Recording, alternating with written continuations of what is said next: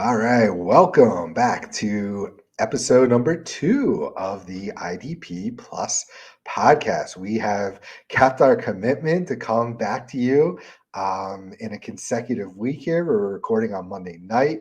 You'll have this on Tuesday. So, Matt, congratulations. We've started a streak here. Yeah, we did it. This is a successful podcast. Two means it's a successful podcast. So we did it.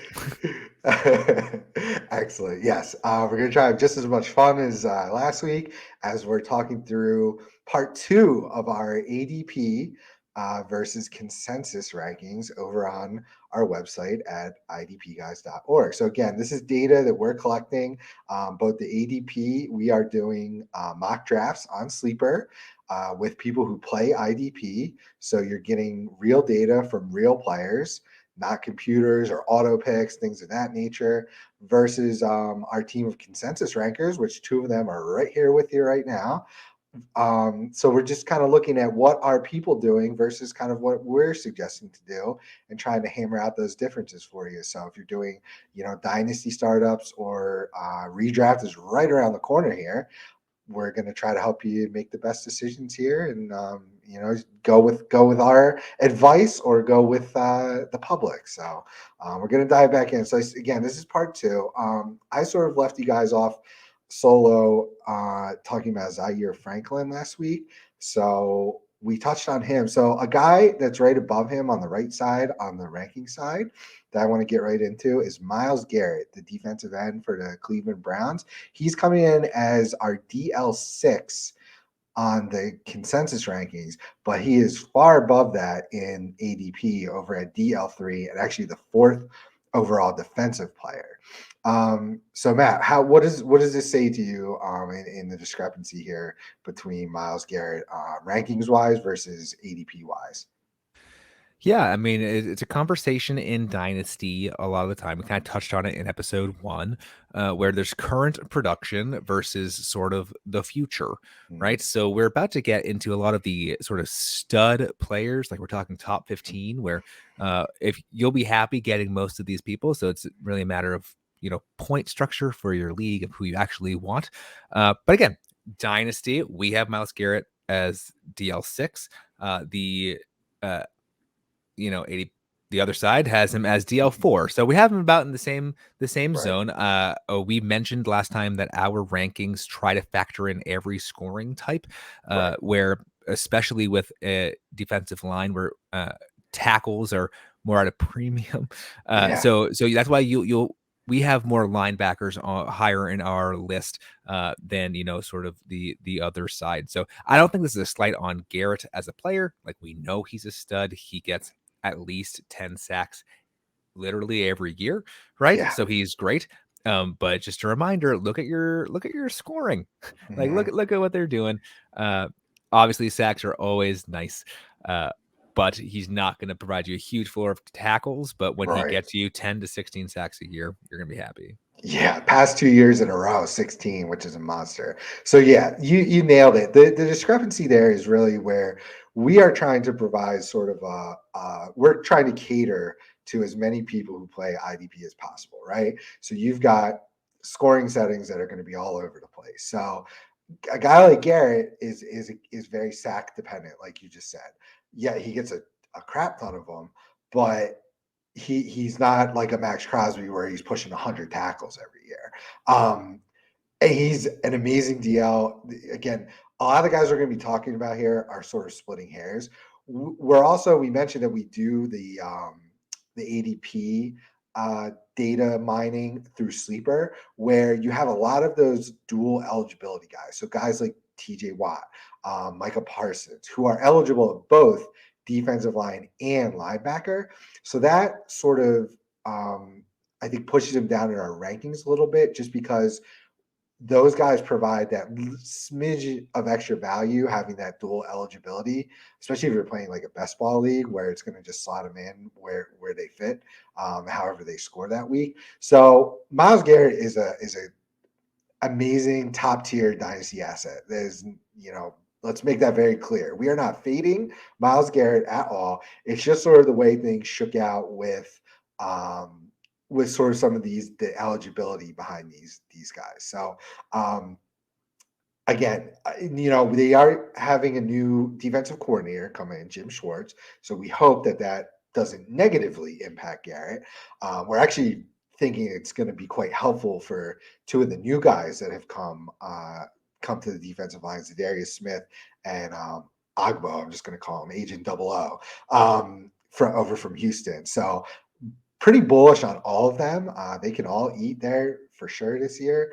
So yeah, again, Myles Garrett pushed down our rankings sort of due to some eligibility, and we're pushing up a lot of linebackers because, you know, again, catering to a broader range of players, you're probably in leagues that are heavy with tackle scoring over sack scoring. A lot of people seem very hesitant to go heavy or aggressive with sack scoring. I actually encourage people to be aggressive with sack scoring so that guys like Myles Garrett are way more valuable than some of the guys ahead of him. You can see here Logan Wilson or Devin White, like guys that I would much rather play in a league that values Myles Garrett ahead of those kinds of guys.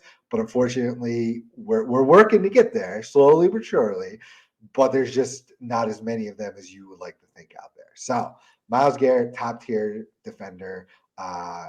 Absolutely justified at the ADP. I think you'll see possibly some updates to the rankings, getting him moved up a little bit there. So, 100%. Okay, another guy I want to jump to then, a counterpart who actually does not show up on the top 25 from the rankings is Aiden Hutchinson over on the ADP side as a DL7 versus let's throw him up against Max Crosby. So let's talk about both of them. Again, DLs. So who do you prefer? So a lot of people went nuts for Aiden Hutchinson because of the age, and he had some really boom games, but he also disappeared.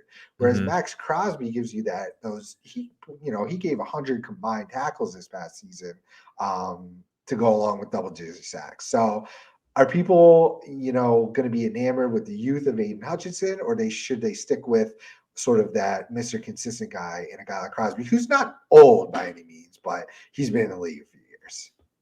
Yeah. So it's all about your risk and obviously the value of when you're drafting these people. So I mean, you can see it. You can see it right here. He's going off the board as DL7.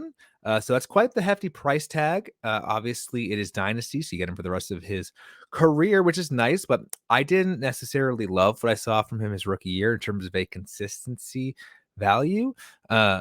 It's tough. D linemen take longer to kind of fill into their NFL form. So obviously, he had 9.5 sacks last year. That's nothing to sneeze at for a rookie. But why he's not even showing up on our list is some of that consistency value that you're going to get from someone like a Max Crosby. Like in his 4 years in the league, he's had 10, 7, 8, and last year 12.5 sacks. Like that's really nice consistency. And last year even came in with 89 combined tackles. So he gave you a nice floor and he had the sacks. Like that's really nice. So again, are you willing to spend a big old pick on Aiden Hutchinson with those kind of question marks in terms of consistency? Maybe depends on what your team's sort of looking for, right? I mentioned in the last episode, I usually prefer, which is probably reflected in these rankings, some of the more consistent veteran people that you sort of know what you're going to get. It's easier to build the team sort of around, and you don't have to spend as much draft capital in getting them because people often sort of fade them. But you'd be happy with either. Obviously, I think Hutchinson will have a nice big year, and next year maybe these will be flipped around. But I give me the 89 combined tackles and 12.5 sacks from Crosby any day. Yeah, and I don't think that production is going anywhere anytime soon. I don't know if they got, they added Tyree Wilson in the draft, a big name, and finally unloaded Cleveland Farrell, a humongous bust that has been clogging up their roster and probably some Dynasty IDP rosters for a few years here. So, if anything, maybe Wilson helps Crosby gets some more sacks this year. So we could even see him pushing for that number one overall IDP spot. I'm super bullish on Matt Crosby. So I agree with the with the ADP there on the left side as DL4. I think that's a perfect spot for him. I've been taking him over Miles Garrett. Yeah, the sacks weren't as much as Garrett, but man, it's nice when if when you have those games where they're missing out on a sack, but he's got 4 or 5, 6 tackles, maybe batted down a pass, maybe force a fumble. Those games, when he can give you double-digit fantasy points without having a sack, I absolutely love that floor. So I'm a big Max Crosby guy. So I like this. Hutchinson, I think he's fine where he is on the ADP at DL7.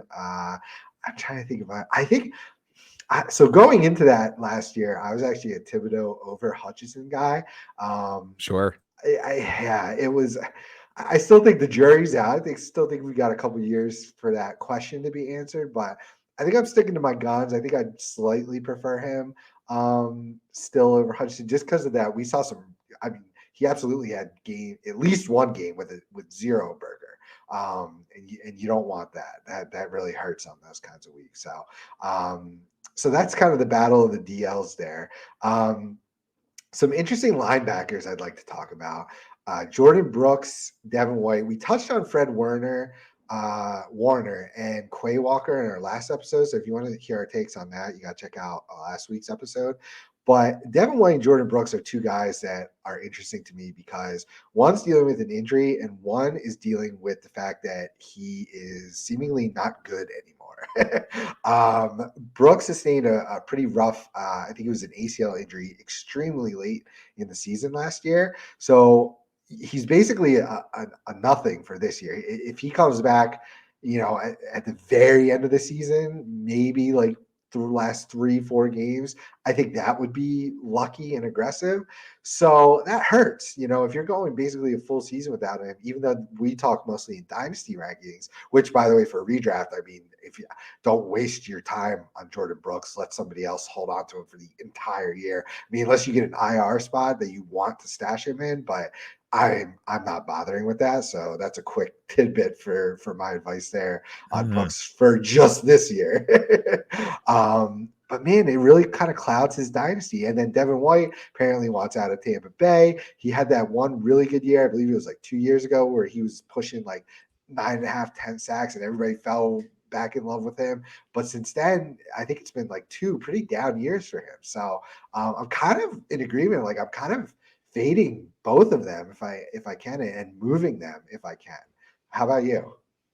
Yeah, I'm in the same spot, and I like just comparing the overall. So we have Devin White as linebacker 7 on the ADP side. From our rankings, we have him as linebacker 8. So I think that's about the right value when you're getting sort of in the second half of the uh first tier, I guess we'll say, of starting linebackers. Like he has Yeah. that upside, right? So yeah, you're Mhm. talking about his second year there at 140 combined tackles, 9 sacks, which is nice. I mean, look at his stat lines the next couple of years. They're not bad. It's just all about Mhm. expectation, right? So Right. last year, 124 combined tackles, 5.5 sacks. Year before that, 128 combined tackles, 3.5 sacks. Like that's still pretty dang good. Like Of course. if you're getting that as your linebacker 2, linebacker 3, Mhm. that's great. We're talking about the 7th overall ranked linebacker, right? So Right. it's a name I kind of like other people reaching and paying that sticker price uh Mhm. for White while I kind of find somewhere else. Yes. If you are obviously, or if you're in a league where you are playing with less savvy IDP folks, and you can slate Devin White in as your linebacker too, which Right. I do sometimes in my family leagues. Like that's great. That is great value. You're not going to be mad about that. He is still very relevant. Yeah. And as you mentioned, Jordan Brooks is just so fascinating because anytime he's seen the field, he's been just an absolute stud. Mhm. He's so good. Just looking at his Oh stats, yeah. his rookie year, he only had 57 combined tackles and 6 games started. But as a full time starter, Right. 184 combined, 161 combined. Like that is ridiculous production, right? But injuries are always tough, hard to predict. Yeah. So a linebacker 8 is a lot for me to swallow because you're essentially taking Mhm. on an asset that you hope returns to that form in another Exactly. year. Even linebacker 12 that we have him at our rankings, I'd probably Right. be convinced to not take him there as well. Uh, Yeah. It's but that's tough. just It's a tough decision. yeah, I'm risk averse when it comes to Yeah. IDP, not gonna lie. I like the stable thing. So I will leave both of those for someone else to deal with, while I take, quote unquote surer bets. Yeah, I am right there with you, being risk averse. At least with my studs. Or I'm like fading IDPs altogether and going for my reaches and my sleepers that I like later on. But yeah, give me the defensive linemen. I had both of these guys. Give me the Miles Garrett's of the world, the Max Crosby's. Gosh, maybe even your Thibodeau's and Hutchinsons I might want Oh, over sure. them Mhm. too. Yeah. So yeah, so I think that was really good points on them. A guy that sneaks in kind of in between them here, which is an interesting name, is Logan Wilson from the Cincinnati Bengals. He's kind of wedged in between them on both sides. Um, you know, similar to Devin White, I think he set such a high ceiling for us in. Let me see here. Oh no, he didn't have much. But what did he have? Nah, his best year was last Yeah. year. So 2021 and 2022, right? He tackles wise, yeah. So in 2021, he had 4 interceptions. I thought it was sacks Oh, that carried him that year, yeah. but so the way that Devin White set his bar a few years ago with those 9.5 sacks, and then you mentioned it was 5.5, then 3.5. We kind of got spoiled with those, sort of cherry on top plays. Same thing with Logan Wilson, 2021, 4 picks. I know 2022, I remember very vividly him the first like almost half of the season, he started off very, very slow. Yeah, he was giving you his solid tackle numbers, but it was nothing else. No interceptions, passes defended, forced fumbles, nothing like that. And then he kind of got all those stats in the second half of the year, which was nice. He at least, started to come to fruition then. He's also missed a handful of games almost every year, I think, battling injuries. So I don't know if I'm like a little surprised to see him here. I think he gets the age bump, right? So he's only entering his 4th year, what is it? Age 27 season. So I think that is boosting Wilson a little bit. Again, with the sort of memories of years past when he people will probably a combination of people probably got him super late, super deep in 2021 because he was kind of an emerging sleeper. He knocked it out of the park for them, and they remember that. And now we're both ranking him and people are drafting him, quite high uh, here. So I think there's a little bit of that effect going on. What's your Logan Wilson take? Oh, my take is I want him to be someone else's problem, because he never you you love splash plays, especially from Right. linebackers, right? You Uh, cannot especially interceptions, right? Like, yeah, a lot it's of that is just huge. right place at right time, especially Mhm. at the linebacker position, like, it's not frequently that quarterbacks are targeting people that Logan Wilson is necessarily guarding, you know? Right. So you always want his tackles to be better. You want his sacks to be better at the linebacker position, and like you don't want Yeah. to be relying on interceptions for that spot. Right. But in the same token, like he's a consistent player. He gets the play time when he's out there. He is young, like you'd Right. mentioned. He has some injury concerns. Uh, the way I usually handle the linebacker spot is I either want one of the studs, which we're about to talk about, so one of those, Yeah. top 5 guys, or I'm gonna stockpile people like Logan Wilson, just a bunch of those people that are just always out there that are going to get stats. So I don't love Logan Wilson at linebacker 10 or Yeah. linebacker 9. I think you kind of nailed it for why he's there. But he's Yeah. one of those candidates that I would recommend let someone else go get him. There's Yeah. higher upside folks out there. He feels like that guy, like when the run starts, right? When somebody takes the Roquans of the world, the Foyers of the world, if you're not part of that run, you're like, oh, I gotta get a linebacker, and it feels like Logan Wilson is like the perfect guy to sort of settle. You're sort of settling for a Logan Wilson at that price tag. So again, I might stick to an edge or a defensive end in that range. When the splash plays work, they really work. Like if you had him Yeah. on your roster for the last few weeks of the season, I'm looking at my very is the same league, very average scoring. So Mhm. tackle is fine. Splash plays give you pretty nice points.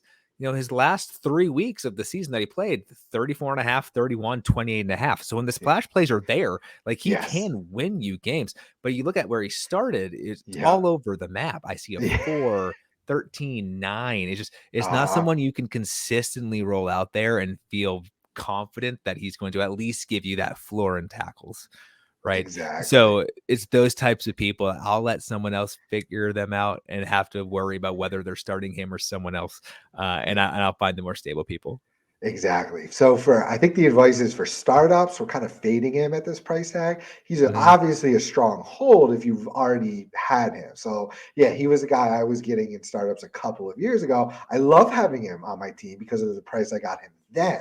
But the price that you have to get him now, if you're just starting a brand new dynasty startup, kind of fading both the ADP and the rankings here, to be honest, a little bit there. It just feels a little too expensive for what like you said, with the inconsistencies. Like it's just Yeah, and frustrating. and Jermaine Pratt, the LB2 there, Yeah. just re-signed, a bit of a surprising Hmm. deal, but he's back, so you Right. really know that established linebacker core and what to expect from those people. So based on where they're being drafted, I kind of prefer the Jermaine Pratts of the world that get close to 100 combined tackles and 76% defensive snaps played, versus the player that's being because if you were to look up his ADP or his ranking, it'd be way Yeah. down there, right? Versus the Logan Wilson that doesn't have a whole lot of better stats, to be honest, being drafted in the Right. top 10. Absolutely spot on. All right. So I want to talk about the rookies here that show up on the ranking side. We've got Will Anderson, the edge rusher from the Houston Texans. He comes in at on our rankings at the defensive lineman 5 or linebacker 11, depending on his eligibility. And then we are super bullish on Jack Campbell. He ends up at LB6 there, the 1, 2, 3, 4, 5, 6 overall defensive player. Now, for up to me, I would have them swapped probably personally in my rankings. I'm a little more bullish on Anderson than Campbell personally. I just think, I don't know, Campbell is going to be a star, I think, and he's going to be 100 plus tackle guy year in and year out.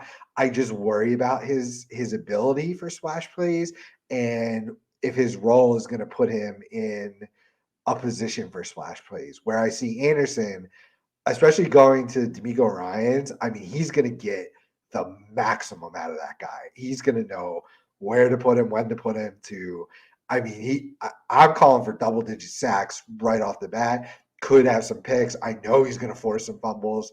Could pick up some fumbles, and I think he has the potential to kind of like a Miles Garrett, like 50, 60 tackles a year. It'd be awesome if he had more than that. So I think that combination versus let's say just 120 total combined tackles for Jack Campbell without much else, I'd prefer that. But Jack Campbell's going to be on the field a ton. And the high powered Lions offense, I think, is going to have that defense on the field a ton, allowing for Campbell to potentially be in the place to make those splash plays. So I do really like both of them. I just would personally kind of flip their positions where we have them on the right side of the rankings there. So what do you think about both these guys? Sure.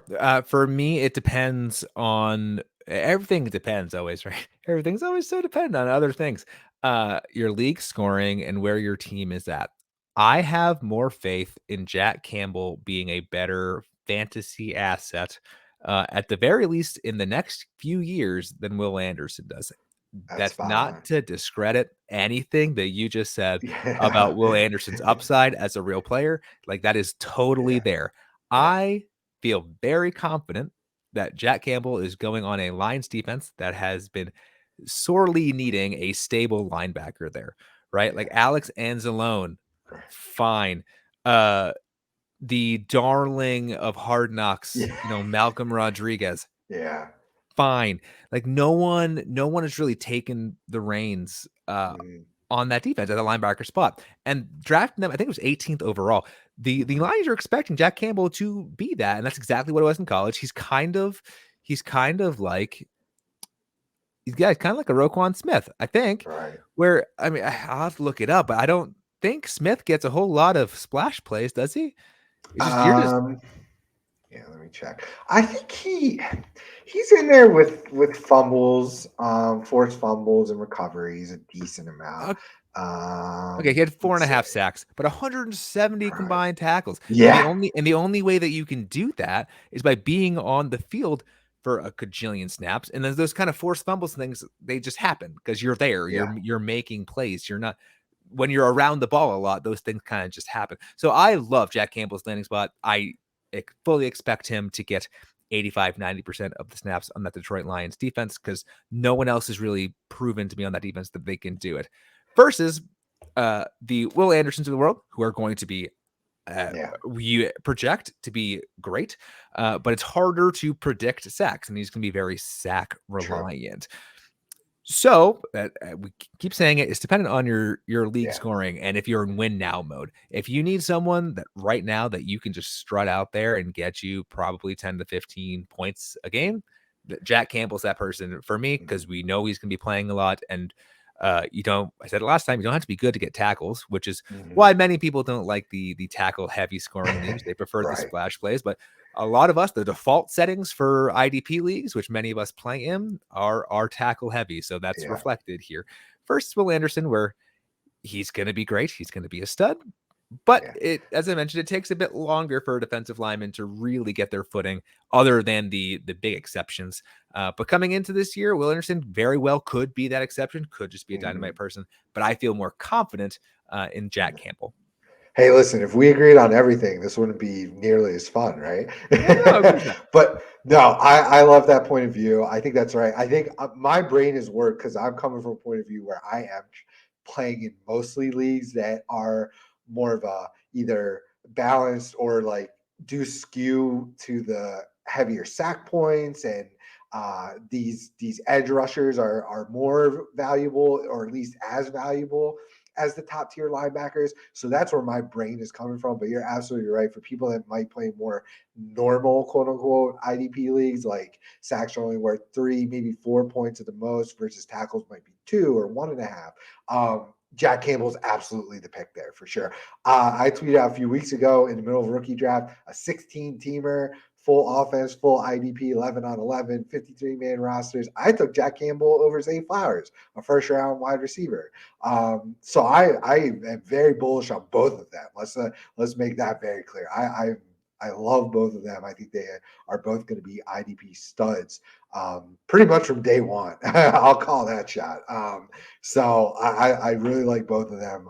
If you can somehow end up with both on your teams, I would say you're in really good shape.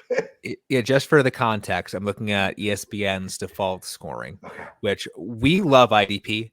We Yeah. fully support and want everyone to get into IDP. The easiest way to do that, usually without us crazy people, right, is you just add IDP and you just use the default settings because, right, Yeah. who has the time to figure out the more advanced stuff? Yeah. But on ESPN, for example, a solo tackle, 1.5 points, Yeah. assisted tackle, 0.75 points, tackle for loss, 2 points, and a sack is 4 points. Right. So all it takes is Jack Campbell to have essentially 2 solo tackles and an assist, which could happen on the first drive to equal Right. an entire sack, which you would be happy if Will Anderson gets that, In the once entire every game. other game. So Yeah. it's all within context. So we're trying to Mhm. be broad here in terms of who we're trying to appeal to on this podcast, especially. I feel like the diehards understand that and kind of know where we're Yeah. coming from. Uh, but that's where you see those tackle numbers, and it's like, oh, that's pretty nice. Right, right. Of course, the amount of starters that are going into it, the total number of IDPs going into that. Anytime that's shrunken at all, the linebackers are king, and you pretty much don't need to worry about any other positions. And if guys like Will Anderson are eligible at linebacker in those kinds of leagues, he actually loses some value because of both the combination of the scoring and the fact that you're not starting a ton of IDPs. You know, I play in a dynasty where it's only four altogether, one of each and a flex. So like, yeah, Will Anderson absolutely loses value in leagues like that, and you should absolutely be going after a guy like Campbell. And I think that's why the rankings reflect them like they do.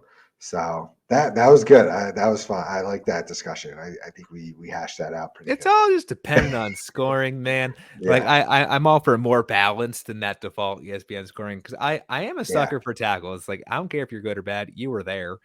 You know? And that's the most common thing that happens on that side of the ball, right? Like everyone's Yeah. getting tackled on on most of the plays. So it needs to be an important piece to the puzzle. Absolutely. Yeah, yeah, and then the same token, that's why people don't necessarily love the tackles, right? It's like, Uh, oh, it's just the basic thing. But I'm in leagues where every rush or running back does get you points, and like that right. doesn't mean he was good, You're right. bad, They it just just means you're involved, which is got the what ball we're on that trying play. to emulate, right? Yeah, exactly. That's why guys like Alex Anzalone have value because he's on the field for 85, 90% of snaps. He's making tackles.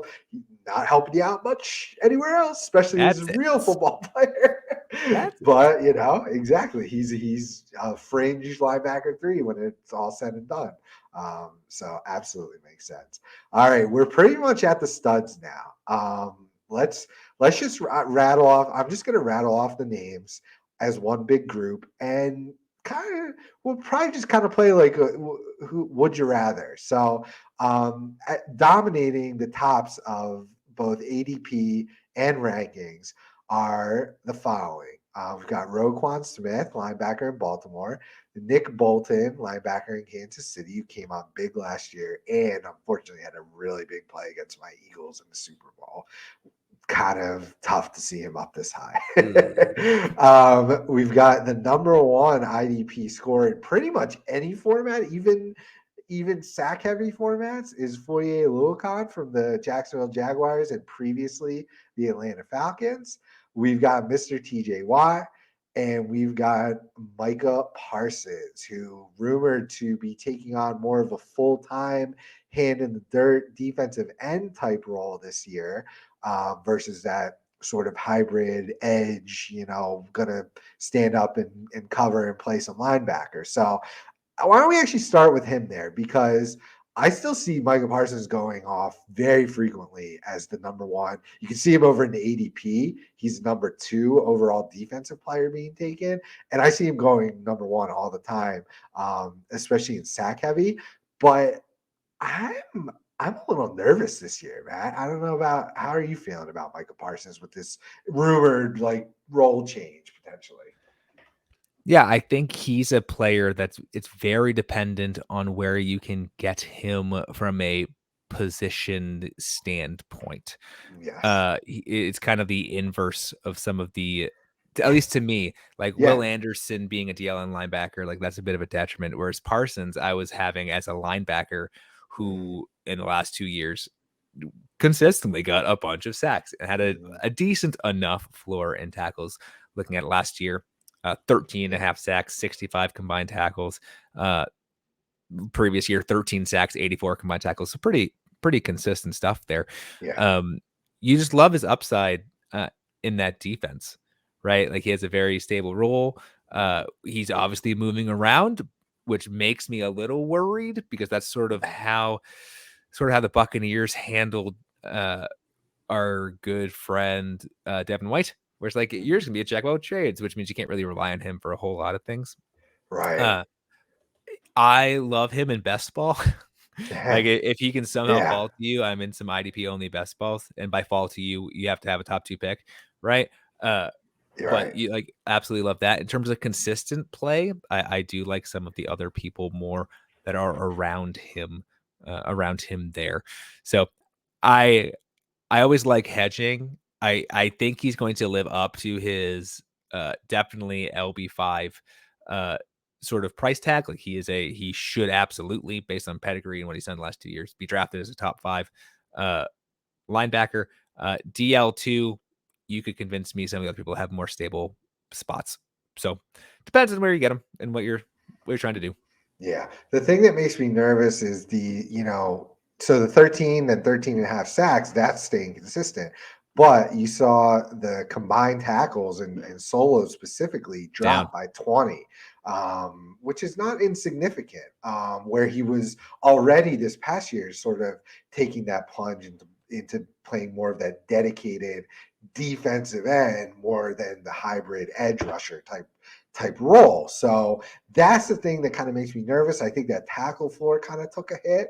And unless he's going to give you, put a more like historic pushing 20 sack range, if that sack numbers don't grow this year, then you kind of whiffed on him being a number one or a number two even overall IDP player pick. So that's where I'm just taking a little bit of caution with him. Now, again, I'm not necessarily trying to sell him if I already have him on my dynasty squad, but for startups and for redraft this year, I am a little more bearish than many who seem to still be very bullish in taking him number one overall. So I'm a smidge worried about Parsons this year just from the everything else. And you can see he was no picks in 2 years, only 3 passes defended in each year, 3 forced fumbles.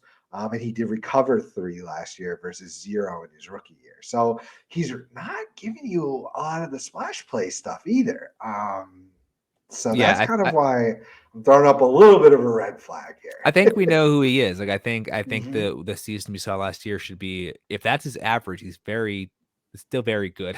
Like his average Yeah. points per Oh. defensive end, if you have him as defensive end, he was still the Mhm. third best points per game player behind Right. only Bosa and Max Crosby, right? Right. And not too far off from Hassan Reddick and TJ Watt, who are also on our list there. Yeah. Granted, Watt had fewer games, but Yeah. yeah, I think your point is right. Like a lot of people that are still bullish on him, they'd like to talk about upside and all that jazz. But like, well, we have a pretty good idea of who he is as a player. Still very good. Mhm. Is he the second overall defensive player that should be taken off the board? Right. Maybe, depending on what your points are set up as. Right. Or I mean, redraft absolutely. Like you'll take that stability anytime.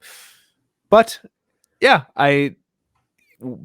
anytime there's variables thrown into Mhm. any player, whether it's a new defensive coordinator, a different scheme, or even in this case, he's going to have a different role Mhm. on the defense. In theory, we don't know until they're actually on the field. Uh, I don't. I like to shy away from said variability and go with the more stable options. Yeah. Now the other side of the coin here, and that make me look like a complete dummy, is that if he is dedicating more time, energy, and practice into being a pure defensive end, we could see that sack number skyrocket into the 16 or greater amount, and that's going to absolutely put him at the top of the IDP scores, even if the other stuff stays flat. So that there is that possibility too. I'm more of a pessimist in life. I think he probably sticks around 13, 14, maybe 15. I would be shocked to see him go totally nuclear, but yeah, it remains to be seen. So he's going to be an interesting case study this year. Either people I think are going to be paid off big time by keeping him up there at that number one, number two level, or they're going to finish the year kind of disappointed um, in that level of the draft capital they gave him in their Oh, draft. So oh yeah, as someone with a bunch of Parsons stock coming out of college, ecstatic to see it. But yeah, you watch the games and a lot of his impact and why he's so good and why he's ranked so high because how good he is at that job. As a really good defensive lineman, though, that does not always end in sacks. Like he even said it going into this year, I believe already. He's not even interested in getting the sack record or leading the league in sacks, right? Because you yeah. watch him play and he's disruptive and Oh he's yeah, making quarterbacks do stuff they don't want to do. It's like, oh, you are an insanely good defensive lineman, edge rusher, linebacker, or whatever you want to call him. But that does not always show up on the stat sheet. And to your uh, point, it has the last 2 years, but yeah, there's no guarantee that it will this next year. And it's frustrating watching the Cowboys defense when you have him because you want yeah. him to get all these sacks all the time. But Right. his last 5 games last year, 6 points, 8.75, 18.75, 6.25, 8.25. And I can tell Boom. you, as someone with him in the playoffs, it wasn't because he wasn't being disruptive and being Right. insanely good at what he's being paid to do. It was because he didn't get the splash play, you know? So he does not have the tackle floor as some of these other people do, with combined with the what we've seen so far, the sack ceiling to warrant being, you know, that high up. I'm biased. I like him as LB5, DL2. That feels right to me. But I Yeah. would not take him second overall. Absolutely. Yeah, I like where we have him in our rankings much more than the actual ADP. So let someone So, else figure it out. Yeah. yeah, exactly. Oh, a name I missed there too was Nick Bosa. Shoot, he needs to be talked about quickly too. But I wanted to transition to TJ Watt quickly because he's getting older for Dynasty. He's missing games, but boy, when he's on the field, he probably has the highest ceiling of any of these guys, right? Oh, absolutely. And yeah, it's truly what are you trying to do? Because he has an injury risk, right? Uh, Right. uh, he's older. He's going into his 7th year. Uh-huh. Uh, But the year before last, he had 22 and a half sacks. I did a cover on it. Like, what's Love gotta do to be That's the right. number one fantasy player again? And he was truly league winning, so he offers that upside.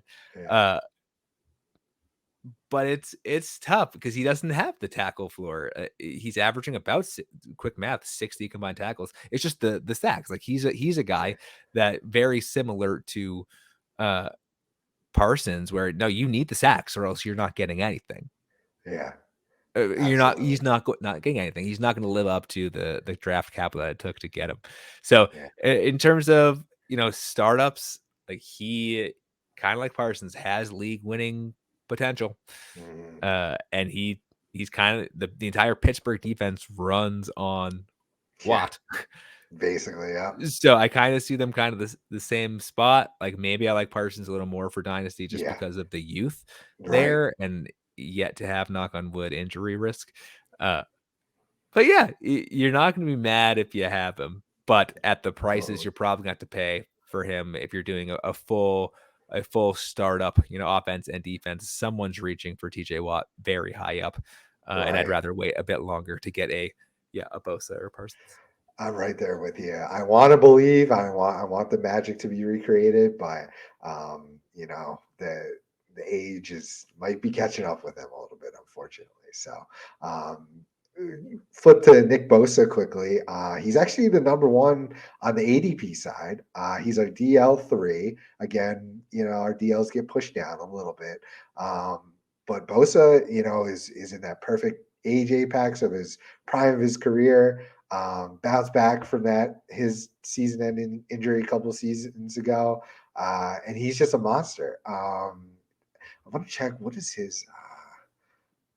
I know he's going nuts on sacks every year, right? But I want to check his tackles. Yeah, Um, he yeah, so he's a lot lower in 50, tackles, 52, 51 right? previous 2 years.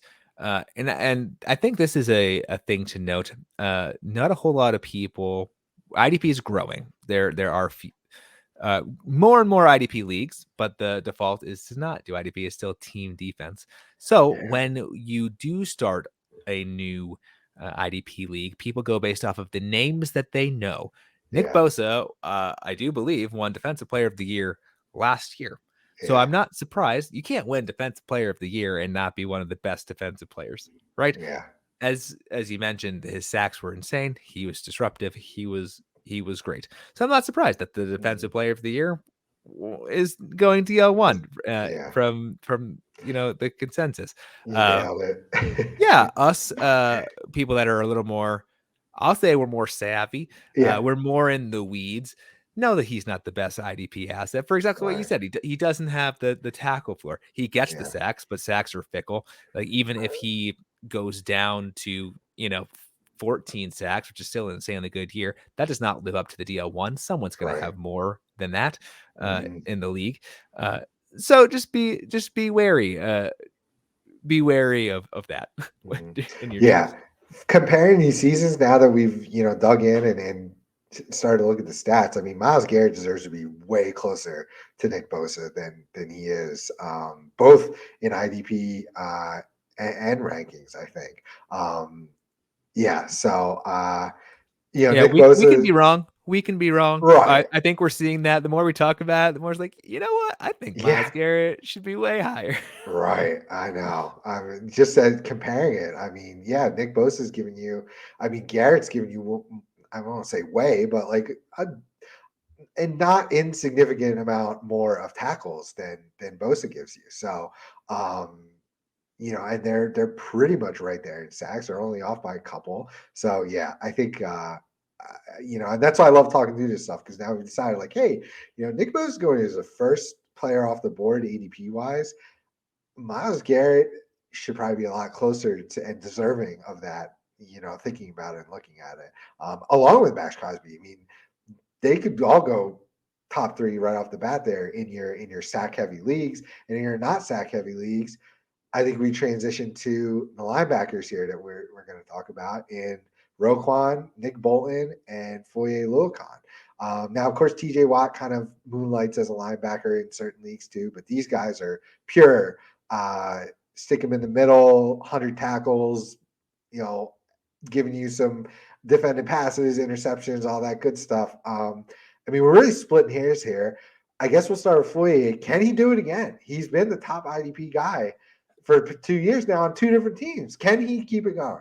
I keep fading him, and he keeps proving me Oh, wrong. same. Right? Like anyone here at the top of the list, it's you can't really talk about how great they are because they can't everything can't be that great. Like you got to find something to talk negative about him.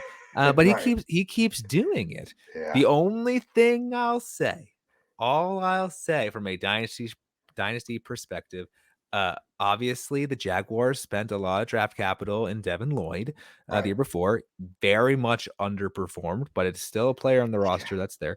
And then Chad Muma, who I really like, performed very well when Devin Lloyd got hurt. And then when Lloyd got healthy again, Muma and Lloyd, split some sacks. And Foyesay was still number one, and they paid Yeah. him just a veritable crap ton of money. So you Yes. expect I think he has 2 years left in his contract. Yes. I think we can expect similar production for Foyesay for the next 2 years. So yes, I think he could do it again. I think the Jaguars, we talk about this a lot. The offense is going to improve. I think Mm-hmm. they're getting Calvin Ridley back. They put some money in there, Mm-hmm. so there'll be fewer opportunities for Foyesay to put up the massive tackle numbers that he has. But he's going to get the play time. He's right there. I Yeah. think having him as LB3 is right compared to the other two because Roquan's been doing it for way longer, and he crushed it on the Ravens, and they paid him a bunch of money to still be there. Yeah. I guess you can make the argument about Nick Bolton with his breakout year last year, and then signing Drew Tranquil, but he's young, right? He's young, and we're talking Right. dynasty here. You made a face with Drew Tranquil. I sure did. Yeah, we'll talk about that then. We'll get there. There's enough, and on that roster has Leo Chanel as Yeah. well. Go Yeah. Badgers. Uh, so there's maybe enough for me to in a startup draft lean Foyesade over Nick Yeah. Bolton. But when you're talking pure dynasty startup, like Bolton's electric. He broke the mold in Kansas City in terms of the overall playing time. That's people faded him last year, and boy were they uh, wrong. Yeah. boy were they wrong. So there are some flags there with Foyesade where there's other people on the roster. There's that with Nick Bolton too, which is why I typically avoid drafting those top linebackers when I can. 'Cause Yeah. it's so hard to live up that ADP. Because I think Bolton last year was going as linebacker 5 or 6. Like it wasn't nearly way up there, and now he's sort of skyrocketed up. So all Absolutely. that to say, I think our rankings are right. Okay. I'm a little biased. I definitely think it's Smith, Bolton, Foyesade because I'm afraid to say his last name in terms of the top 3 linebackers. But as you've mentioned, you're kind of picking hairs. I think Roquan Yeah. has the cleanest path there where he played with when he got traded there from the Bears, going with Patrick Queen. We talked about Patrick Queen uh, last time, Yeah. right?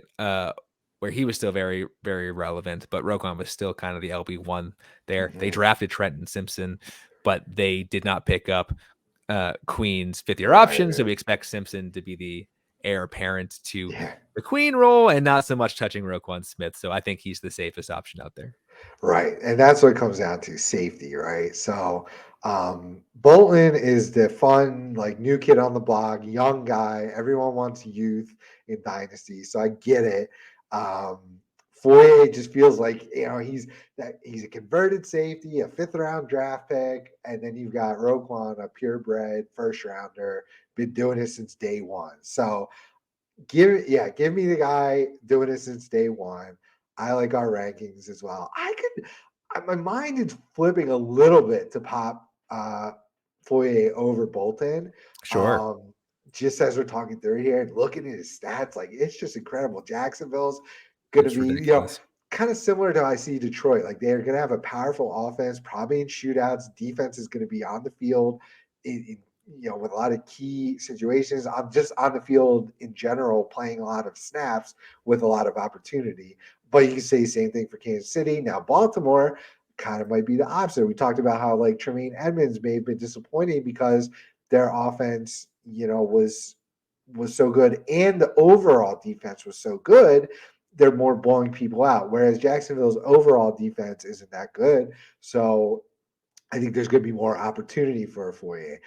Kansas City's tough to evaluate as a defense as a whole. I think like they have really good young pieces in place mixed with some vets, but like they still gave up like a lot of points. I feel like so. I don't know. It's tough. It's tough for me to make a decision based on there. I'm gonna address the Drew Tranquil thing really quick. I don't think he affects anybody. I think he came there. First of all, listen, he took him forever to break out, right? He's been a sleeper for 5 years now or whatever. And finally, yes, he breaks out. I think he goes to Kansas City as more of a depth piece, role player. He wants a ring, probably, which I don't blame him. He's played in that division against them, watching them rack up Super Bowls and AFC championships against the lowly Chargers for however long. Give me both Gay and Chanel over Tranquil in dynasty rankings. In redraft, that remains to be seen with Sure. injuries and stuff like that. But I'm still probably betting on both of them over Tranquil and redraft as well. I'm just not a fan. I think it took too long for it to happen, and now he goes to a very muddy situation, and I just don't think he's good enough to break free and earn more snaps than either of those guys. We saw Chanel have some breakout games late in the season, and we saw Gay have a very solid season. Now that and then Tranquil's only on a 1 year, so even if you say they're not bringing back Gay next year, that has nothing to do with Tranquil. Then he's only on a 1 year, so I just feel like people are doing the ultimate. Well, look what he did last year, and thinking it's just gonna apply that to this year. And I'm looking at the talent and the time that it took for him to break out. So I'm just no thank you on a guy like Drew Oh, Tranquil. I'll say this. I'll say this. If the addition of Drew is bumping Nick Bolton down, Yeah, especially redraft or really anything, uh, jump on that. Like I'm looking yeah, at all three of these player stats, and we're very much splitting hairs here. Like yeah, earnestly, the tiebreaker might just be age for some of these yeah. things for these players because they're all playing 98, 99, 100% of Uh-huh. snaps all the time. We're talking 180 combined tackles. Yeah, Bolden has fewer big old splash plays than right. I had no idea. Roquan Smith had 4.5 combined sacks last year, Yeah, he that which was I think that was mostly in Chicago, but yeah, no, it was yeah. two and a half Chicago, two in Baltimore. Okay, Uh, split pretty even then. so I All guess right. yeah, I guess you're right. Technically. Mostly there. But these guys are studs. If you're willing for your startup dynasty, willing to spend the capital to draft one of them, like Yeah. you've got yourself someone that's solid for the next at least 2 years, uh, if not more. Right. Absolutely. Again, these are studs. We're splitting hairs. Flip a coin. Take the favorite from your favorite team. Take the younger guy. You're gonna get awesome production out of all these guys. So it's there's no right or wrong answer. Having claiming, having claim over the LB1 is, I guess a good pat on the back. I don't know that that's going to win you the league with as close as they are in points per game. So, this is where it comes out to the fun factor. Like I said, pick your guy or flip a coin. Yeah, my ideal spot's probably drafting the third one of them. Mm, So whoever wants to get the first right, two, whatever order they go, I will take the third and be happy because the drop off, especially if we're going pure linebackers, where the next right, linebacker probably in our rankings would be, a Jack Campbell or Quay Walker. The drop off is right. fairly steep. So Yeah. so go get one of those top three. Absolutely. Awesome. So we've now finished our comparisons of ADP versus consensus rankings. Now, both of those things are Woo. constantly updating, Mhm. constantly changing over at IDP, guys. Become a subscriber. You can get the real time data as we continue to pump out mock drafts and adjust our rankings as we talk through stuff like this. I know this is going to change my opinion on a handful of these guys. Some guys I'm going to slide up, some guys I'm going to slide down. So I love doing this kind of stuff. Instead of just staring at the computer screen, racking my own brain, having Matt to bounce it off here, I think this is great. Hopefully, it's working for you, vice versa. There. Yeah, and if you're watching us on YouTube, be sure to subscribe to the IDP Guys channel. We are very close to our giving away signed N'Kobe Dean jersey. I think Yes. at the time we're taping this, we are 12 subscribers away. So subscribe, get on there. We're gonna be coming at you uh, every week or every couple weeks during the off season, but definitely during the season, we're gonna get you the stuff you need to win your leagues. And yeah, just being able to talk through these things, Mhm. bounce things off of us. If you have questions you want us to answer, please reach out. We're hoping to do sort of a mailbag section at some point in this podcast, or your real questions where we don't have to just make up league settings. You can Right. actually give us the Yes. nitty gritty, and then we can give real concrete feedback versus trying to play every angle. So yeah, please reach out. Let us know what you want us to talk about. We're very open. We're just happy to be talking IDP amongst friends. Absolutely. And I have hoping to get to next week. I do have a Facebook user from our IDP Facebook group, which if you Ooh, want to join, you can join that too. However, I very much recommend becoming a website subscriber, joining our Discord chat, where you can really have full access to the entire staff here, including myself and Matt and a handful of really great fantasy brains who, you know, are just we just love doing this kind of stuff. We love talking through your team decisions, making cuts, making draft picks, all that good stuff. But I do have Dominic. Dominic has some stuff that we're going to go over next week. heck Um, yeah. like you said, some very specific questions to his league and settings and what to do here and there, how to make it better. I'd love to talk through that with people. How can I improve my leagues? How can I go to my league mates and say, let's try to make this more fun and make it better? Which is generally, so I have a saying I've been using a lot recently is maximum flexibility equals maximum fun. So Hmm. more roster spots, more flex spots, don't restrict position counts. I've seen that floated by. Just keep maximum flexibility, and I think that allows for maximum fun. So I'm going to use that as kind of coin that catchphrase here going forward. But Love it. no, we appreciate everyone who is sticking with us here and listening, and hopefully this finds a new audience as well. And like I said, you can find us both on Twitter. I'm at Dynasty Santa. Matt, you are. At M Record 21. Yes, excellent. And we all, the main account at IDP guys, we are always looking through the mentions there. So questions you can direct to us there. But love to have you hit us up here in the YouTube comments or, like I said, join that Facebook group.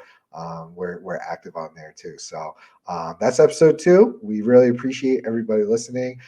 If you want to sign up for the contest, get that sweet N'Kobe Dean autograph jersey. There is a Sure. contest link to make sure you're signed up on the idpguys.org website. And yeah, awesome stuff. Really appreciate everyone. And we'll see you soon. See you next week.